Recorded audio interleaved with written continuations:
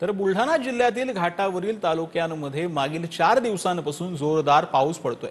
पावसामुळे शेकडो हेक्टरवरील पिकांचं नुकसान झालं आहे।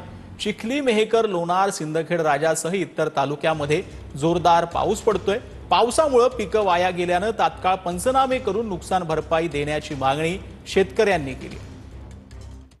बुलढाणा जिल्ह्यामध्ये गेल्या 4 दिवसापासून जोरदार पाऊस होतोय, आपण बघू शकतो। आणि या पावसामुळे मोठ्या प्रमाणामध्ये शेतकऱ्यांच्या पिकाचं नुकसान झालंय।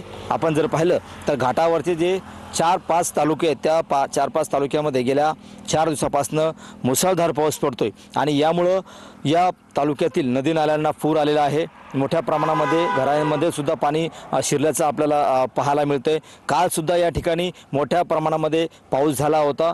चिखली असेल, सिंदखेड राजा असेल, देवगड राजा असेल, मेहकर असेल, या तालुक्यामध्ये मुसळधार पाऊस पडतोय। अतिवृष्टी सदृश्य पाऊस या भागामध्ये पडत आहे। परिणामी शेतकऱ्याच्या पिकाचं मोठं नुकसान झाल्याचे सध्याचं चित्र आहे। कॅमेरामन निलेश देशमुखसह गणेश सोळंकी, TV9 मराठी, बुलढाणा।